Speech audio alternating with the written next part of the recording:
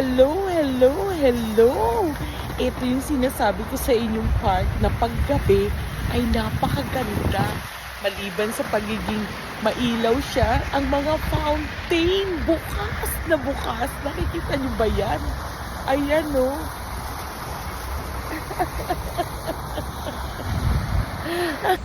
Ayan, tignan niyo siya. Ang tubig, buhay na buhay. Kasi nga po, bukas ang kanilang fountain. Hindi lang isa, kundi dalawa.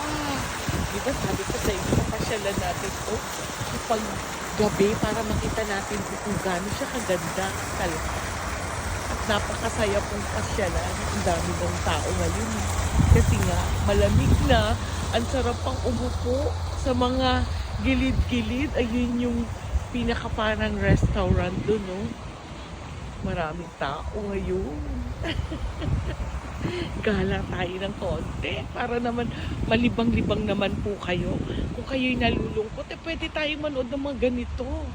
Ang mga pato doon sa gilid. Ang saya-saya.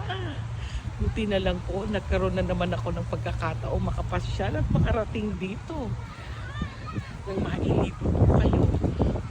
Gano'n siya kaganda po kapag gabi.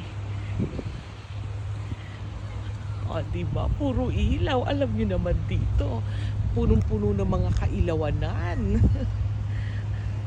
Marami pong, ang mga puno ngayon puro mga may ilaw. O, diba? Ganda-ganda. Ang saya-saya.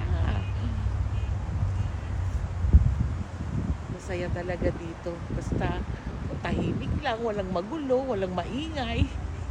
Hayaan mo na lang yung mga nag-iingay-ingay dyan. Napakaganda talaga ng ilaw sa gabi, ano? Pasyal-pasyal lang din pag may time para ma-enjoy ang mga bagay-bagay. Nakakabuhin din sa bahay.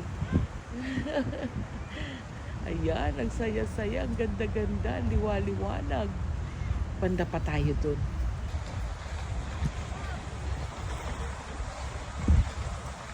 Pasyal naman pag may time. Ayan, ang dami. Merong fountain dun, pero bakit kaya siya walang ilaw? Puntahan natin. Malayo na naman ang aking nararating. Saan na naman ako nakakagala.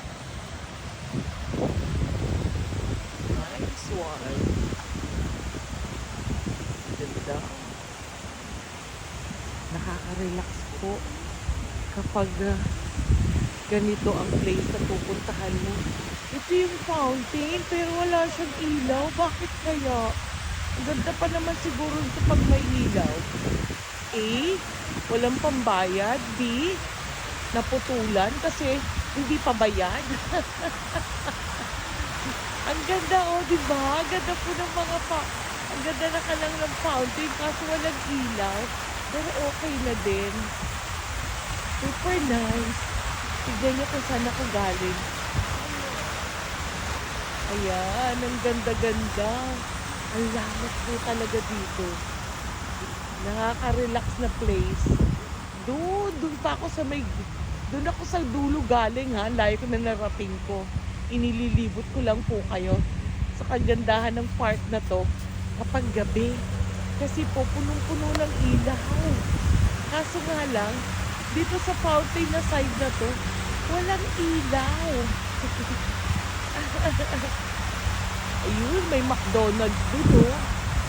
Marating ko kaya yun ngayon? Tignan natin. Malayo naman ang nararating natin. Pwede na rin pasyalan. Diba? Saya-saya. Ayun, may maingay na. Ano ba yun? Albatros? Hindi. Parang helicopter. Meron pa dun, oh. Ganun siya, oh. Ang dami pa. Ang dami na pong nakaupo-upo dun sa may malapit sa dagat. Kasi po, Thursday ngayon, weekends, bukas. Kaya lahat happy. Kasi mga walang pasok.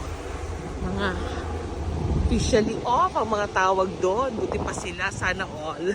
Ako po ay day duty tomorrow. Ayan, ang ganda-ganda, di ba?